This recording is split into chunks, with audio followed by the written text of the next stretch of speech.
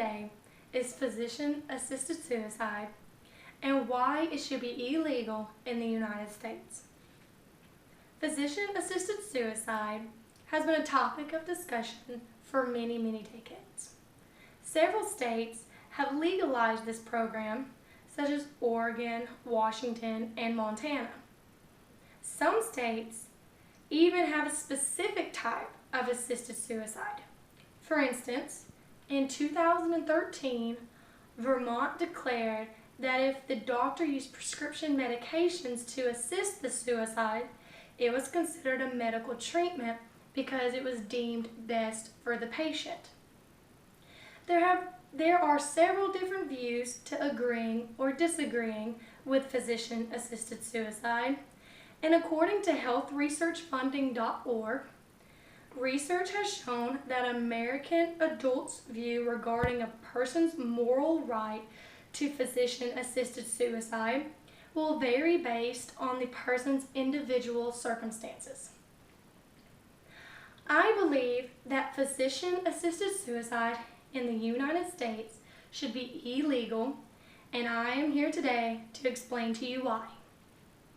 My first reason behind why physician-assisted suicide is wrong is that doctors take the Hippocratic Oath. This oath is an old Greek text that the physicians take in the very beginning of their practice. And this text has the physicians swear to uphold a number of specific ethical guidelines and standards. One of these important guidelines is actually about assisted suicide, specifically stating, "I will not give a lethal drug to anyone if I am asked, nor will I advise to such a plan." By taking this oath, physicians are swearing to take care of their patients to the very end, even if the end for a specific patient is painful or drawn out. By breaking this oath, it is displaying that the physician must not care about the patients as much as they claim to. To be able to give up on patients shows a lack of care, hope, and faith in the survival of the patient and in the medicines they are using to treat the patient with. My second and next reason is that every patient has the right to live. Usually a patient is faced with physician-assisted suicide when they are diagnosed with a terminal illness of some kind. According to Merriam-Webster.com, terminal is defined as causing death eventually, leading to death. With that definition in mind, states such as Oregon have a terminal physician-assisted suicide law stating assisted suicide is legal in terminal cases. Terminal patients are usually told they have a certain number of months to live. And even when those patients sometimes have the best support and best background and best family and friends there to help them get through that time, those people that are diagnosed can go one of two ways.